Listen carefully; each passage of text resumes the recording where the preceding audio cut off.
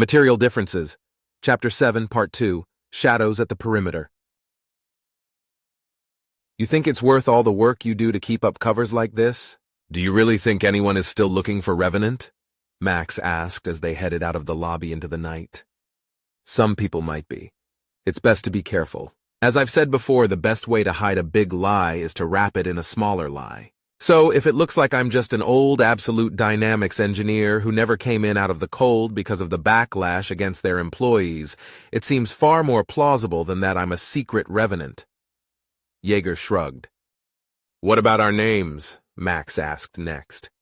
Yeager looked over at him with a frown, but in the dim light of the stars, he couldn't really make out much of Max's expression. What about them? Yeager finally asked. They had time to kill while walking out to the road and then down to Merlin's, so the conversation was a welcome distraction. Well, it's about a cover identity, right? So we could change up our names, something more interesting than Sherman, he suggested. What's wrong with Sherman? Even as he asked that, Yeager felt oddly defensive. It just doesn't fit. I mean, your name is Yeager. That's cool. It's a good name. But then, Sherman? The way he said it made Yeager frown. It's so, a name like Yeager should be followed with something equally cool and strong, like Flint, or McBain, or Steele, or Hawk, or Dredd, or Rockatansky, or Bullet, or... Where do you come up with these names? Yeager finally interrupted. My personal favorite would be Powers, Max added as Yeager made a face. Yeager Powers? Then he paused and thought it over. Oh, so you'd be Max Powers? Yeah. Even in the dark, he could picture the stupid look on his son's face as he approved of the name. That's not a name. That's a setting on the washing machine, Yeager shot back. Oh, come on, you name me Max, you gotta play with it, Max insisted. Actually, I did not name you. It's not like you were born and I figured you know what I should name my firstborn son. Medium assault prototype. It really rolls off the tongue. Yeager snorted derisively even as Max laughed. Okay, well still my name ended up being Max, which I like. Raven is an acceptably alright name. He worked around actually admitting out loud that he thought any part of Raven was cool. Big brothers weren't allowed to think their little sisters were cool after all. Maybe any siblings? And Yeager is also cool. So those are some solid first names. But then Sherman? It's so boring. No one interesting has ever been named Sherman, Max insisted. That's not true. There's Tecumseh Sherman, Yeager pointed out. Who? Max scoffed. I need to teach you more history, Yeager sighed. When he had time, he'd go over the settings on their mem tutors. Tecumseh Sherman was a general several centuries back. Many military scholars credit him with being the first total war general. I think he called it tough war, or hard war or something, but really one of, if not the first modern general. Modern? From centuries ago? Max clearly wasn't sold on the idea. In terms of strategy. Not tactics, Yeager explained. See, he was in an age where they were coming out of a very long era, where wars were just about destruction of armies.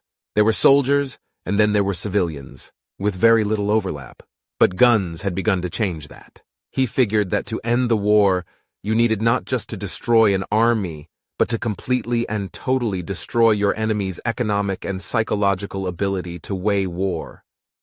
Like carpet bombing cities? Max asked. Yeah, though I'm not sure he had access to bombers yet. Maybe early ones? Yeager's own knowledge of the timing of some military tech was fuzzy, but he was good at remembering theory. He understood it was important to destroy infrastructure, factories, any industries that could aid the war effort. Also to really get inside your opponent's head and make them believe winning was impossible. Total war is that theory. Huh. Well, I guess there was one famous Sherman then, Max conceded. What kind of name is Tecumseh anyway? I remember he fought Indians, but he was, I think, American. So maybe he was adopted, Yeager tried to remember. Oh, was this guy involved in the Himalayan Wars? Max asked. No, that was later. Plus, the Americans were on the Indian side that time. I forget how they got involved across the Pacific during Tecumseh's era. Yeager thought it over as they got close to the edge of the fence. Normally, he didn't like walking straight to the road, but it was all right in the dark. None of the bots had reported any sightings nearby, so no one was watching, and it would be easier to walk the road then through the junkyard in the middle of the night. I'm not sure Tecumseh is Indian, though, Max mentioned. Most Indians I remember had more A's in their names. What? Yeager asked, wondering if this was the lead-up to a stupid joke. I don't know. Mahatma, Chandragupta, Ravi Shankar. All those names have A's, Max pointed out. So you can think of 4 names and you're using that as the basis for why you think Tecumseh isn't an Indian name, Yeager asked. Yeah, Max replied immediately, clearly not having any doubts. Yeager wanted to fault his argument somehow, but instead he just shrugged. Well, I flat out simply don't know. You can look it up later, he offered as they turned off the path leading to the road and onto the road itself. So where does that leave us with changing names? Max pressed. How about I call you Max and you call me Yeager and we leave last names out of this? Yeager offered with a roll of his eyes. I guess that works, but I feel like you're missing out on the potential of your name. Max seemed to have a need to get the last word in, so Yeager let it go. As they walked along the road, Soraya began to rise to shed a little more light on their path. Yeager simply never got tired of the view of the night sky here. 2 moons and rings? It was gorgeous. He wondered if that had any basis on why there was such a heavy colonization effort here early on. Sometimes natural beauty mattered more to colonists than natural resources. How was your first fight experience without me around? Yeager asked, then realizing he hadn't actually spoken to Max directly about it yet. It was fine. I just heard the distress call and rushed. Then I got there and training took over. I made a lot of noise and a showy display of force and everyone ran. That was it, really. He shrugged. I was expecting to feel jittery, but in the moment I felt totally calm. Once it was over, though, then I was jittery. The wonders of adrenaline. Yeager nodded. Part of why they wanted synthetics in the first place. Combat drugs aren't effective on bots, and adrenaline is the original. I think epinephrine is the regular stuff, and adrenaline is the synthetic stuff. Yeager made a face as Max told him that. Do you have to find something wrong with everything I say tonight? He asked, which made Max laugh. Sorry. I think I just throw that stuff out there at times to see if it sounds right to you. Some of the mem-tutor stuff gets muddled. It's like if I don't think about something, I can do it. But when I focus on it, I mess up. Also, I think I'm just realizing that you may be my dad, but you might not be the smartest guy in the world. It was Yeager's turn to laugh. If you're just figuring that out, you aren't the smartest guy either. I've been telling you and Raven both you're a lot smarter than I am your entire lives, he pointed out. That doesn't count. Parents already have to say stuff like that. And without Mom, you gotta pull double duty, Max huffed. What? By telling you you're such a handsome young man? Yeager asked, which made Max groan once more. Dad! Yeager just grinned in the darkness as Max got embarrassed. They were walking past the junkyard now as Yeager tapped Max's shoulder and then nodded towards it. Quick scan! They paused then as Max focused on the junkyard for a few seconds before shaking his head. Nothing. Did scavs really used to come this far out? He asked. Used to, until they got the message. The early years had been a lot busier for Yeager. Between taking care of Raven and Max, he had to keep the scavs from wandering too far out of the old city. A message he had to remind them of every so often, which reminded him. You said there were other distress calls? Yeah, but older. None had been updated recently, so I figured they were stale. Certainly seems like the road through the city is getting worse again. Yeager nodded slowly. He'd have to do something about that. Just not right now. Soon enough, they were cresting the hill that led down towards the flat where Merlin's tower was, as well as the impact site from the fallen satellite the other day. I can't believe Merlin's willing to live in a bunch of old shipping containers, Max said as they headed down towards the building in the distance. You kidding me? He's got a whole tower of them. It's not like he's stuck in one. They're just walls and flooring. It's much better than most homes in the stacks. We were lucky to have a shared central lounge. My room was quite literally just a walk-in closet with a bed in it. And I was lucky to have that much. 30 people in a 16-bedroom hab. And that was luxurious, Yeager snorted. The stacks? Max asked. Yeah, I guess I just mentioned that to Raven. I grew up in a place called the Stacks on Earth. Yeager shrugged. Lots of crowding. Not great. I just sounds familiar. The stacks, Max mused. Wait.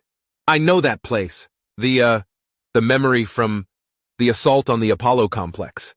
He snapped his fingers as it came to him. Yeager took a deep breath then and slowly nodded as he thought back on the raid. Yeah, that, you'd have seen the stacks then, yes. He agreed. Wow, you grew up in hell, Max muttered softly. It wasn't great, Yeager agreed. But that was Earth for you. Overpopulation to the extreme. The pitiful excuse for a government wasn't capable of anything remotely close to helpful in that regard. Really? You've always spoken fairly highly of the FVS. Well, before the war, Max sounded a bit confused. The FVS never controlled Earth. It lacked the manpower, let alone the desire. No, the collapse of the UNSD ended the Second Void War, and the FVS, ACG, Five Dragons, Chakra Republic, PSC, and everyone else who could possibly pretend they had helped the war effort imposed a harsh peace on Earth. The idea was Earth was to be permanently demilitarized after that. They weren't in a place to object. So the main governing body was toothless, and the megacorps began to exert more power. Yeager sighed even as he said that. How'd that work out? Max asked, knowing full well how that had turned out. Yeah, it was really the perfect breeding ground for the hive. Or the church as they were back then. Yeager shook his head slowly. It was also great for the other nations, though, since they could freely recruit from millions or billions of possible recruits who just wanted to desperately get off Earth. So they didn't see the harm. Or they did but thought it wouldn't get as bad as it actually got. Yeager shrugged. And now we live in an old abandoned compound that many locals believe is protected by evil ghost killer robots, and Merlin lives in a tower of shipping containers. Max said to sum up how well that situation had worked for humanity. They were drawing near the tower in question, however, so Yeager motioned at Max, who began to slow down. They had no reason to think anything was amiss, but it was still wise to spread out and approach carefully. If Yeager took fire, Max could cover, or the other way round if need be. Merlin's old mechs were still out back, and his lights still outlined the wall of containers he used to protect his tower. Both good signs. However, the most clear sign things were fine was as Yeager got closer and he heard a dog bark. Then several dogs barked and he saw several pad out the open gate towards him. "It's just me, fellas," he called out and then crouched down, waiting for Butch, Chief, and Helga to slowly come closer. They were a mix of mutts that Merlin had gathered over the years. He spent far more feeding his pack than he did himself. Butch, Chief, and Helga were just the largest, most protective of the bunch. Helga came out first, sniffing at the air and then closer at Yeager's extended hand. Once she had his scent, she jumped a bit and barked as the others came close, tails wagging now as they recognized him. "Good guards. Very good." Yeager happily scratched their heads each a little as Max came closer. They looked at Max with a bit of surprise as he came in closer out of the dark, but were soon approaching him as well, tails wagging in greeting. "Yeager, that you?" He looked up and saw a figure on top of the tower calling down with a megaphone. Not like he needed it. Yeager just waved back, keeping his rifle slung. "I'll be down in a second. Doors open!" Yeager gave him a thumbs up and headed in through the open gate as 4 more dogs came out to greet him. He walked up to the main floor of the tower, then opening the door to step inside, only to have to wait for an influx of some dogs coming in, and some going out, and some trying to do both. Once the path was clear, though, he stepped inside into the open floor of the ground level of the tower. Merlin had welded several containers together and cut out chunks of the walls, leaving just the important corners and supports. There were several odd chairs, couches, Starliner seats, benches, and one big leather armchair reserved for Merlin himself. In the back corner was the kitchen, and in the center were the stairs that lead up into the tower itself. In the corner opposite the kitchen were 5 people Yeager figured had to be the hauler crew. As they saw him, they stood up nervously eyeing him. 3 men, 2 women. They all looked like they were in their 20s. The one closest to him had a revolver in his hand. Looked like a Gruber. Merlin's rules, friend. Guns holstered or slung, Yeager said with a point at the sign in the back displayed prominently on the wall. After a moment, the man nervously tucked the gun into the tool belt around his waist. Not exactly a holster, but it would have to suffice. They were all wearing matching jumpsuits, but Yeager wasn't sure if it was a uniform or just because it was cheap, practical clothing. Yeager walked closer as he could hear Merlin coming down the stairs. The clank of his boots on the metal grating were hard to miss. "I'm a-comin'!" Merlin also called out as if it wasn't clear. Yeager just smirked and headed over to the kitchen to pour himself a cup of water into the communal cup. He wasn't all that thirsty, but someone who'd walked here from the old city likely would. Max fell in behind him, understanding the meaning of the gesture. The group of haulers kept eyeing them suspiciously, but he just pointed to the cup while Max drank from it. "It's free. Merlin has a reverse osmosis filter, you know. Good, clean, cold water." "We know." The man up front finally spoke. "Almost there!" They all glanced up at the ceiling as they could hear Merlin's clanking getting closer.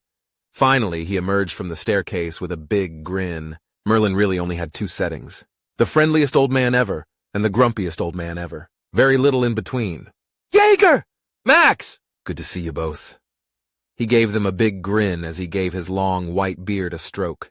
"Come on, these are some stranded haulers. I'll introduce you." He waved them over as he walked to the group in the corner. Some of the group drew back a little as Merlin stomped over to them, but the leader held his ground. "Are they scavs?" he heard one of the women in the back ask. "If they were scavs, I'd have shot 'em dead a click out." Merlin waved off the idea with a scoff. "This is Yeager and his son Max. They're prospectors. Yeager, this is, Timmy and his friends." "Henry," the leader corrected, even as Merlin shrugged it off. Yeager smirked, knowing full well Merlin was just messing with the kid. Merlin liked playing up being old. "You the hauler crew?" Yeager asked. "What hauler crew?" Henry asked defensively. "Aw, no use trying to deny it. I already said you were stranded haulers," Merlin pointed out. "Sides, I'm sure they saw your rig. Ain't that right?" "That's correct," Yeager nodded. "Spotted it at an old Absolute Dynamics parking structure. Figured we'd see if the owners were still alive. Didn't see any blood, and we figured someone would like to get their food back." "You were able to get close enough to an Absolute Dynamics facility to see all that?" Henry asked, with a tone that implied all kinds of mistrust. He likely was at least smart enough to know any of those parking structures would still be patrolled by bots, if not turrets. "I used to be one of their engineers." Yeager explained and then saw some of the haulers in back nervously lean away from him. "Not an engineer, he waved it off. "A mechanic." He gave his plasma cutter a pat. "I'm guessing you got stopped by a patrol of bots or something and they confiscated it?" he suggested. Henry was about to speak, but the chattier woman in back answered first. "Scavs stopped us." "Cannibals!" It was terrifying. "But then a warbot showed up and killed them. We ran while that happened." "A warbot?" Yeager whistled slowly. "It let you guys live?" "It kept shouting something about friendship and identification." The woman explained as Henry gave her a look as if to tell her to shut up. But she was apparently blind as she went on. "It didn't chase us, though, but we kept running. Got out of the city and up here." "Vina!" Henry finally hissed. "Well, your truck is still working. We can guide you to it and help get you out of the city. Too dangerous to go deeper, though." Yeager shrugged. "Thanks, but no thanks. We'll wait for the cops," Henry suggested. Yeager blinked at that, and then looked to Merlin, who gave him the same look back before they both laughed. "What?" Henry asked with a growl. "Sorry to tell you, mister, but the cops don't come south of Splitstream," Merlin scoffed. "Hell, the army barely does. If you want your hauler back, this is the best chance you got." "Accept help from an Absolute Dynamics engineer?" Henry scoffed right back. "Mechanic," Yeager corrected. "We are not." Henry paused as one of the men behind him tugged on his sleeve. "What?" he hissed out, and then was pulled into the corner as the haulers whispered to each other. While they were doing that, Yeager looked at Merlin. "Hey, Merlin, do you have any canine chew you can spare for Rex?" he asked. The old man tapped his chin and then began to pat his old exorig pockets. It was bulky, heavy, and loud, but the rig meant that anyone trying to take advantage of his hospitality would be easily dealt with. Yes, he slowly muttered and then pointed. Jar above the fridge. Take a stick. Give you something? Jaeger offered, but Merlin waved him off. Pfft, I've got more than enough.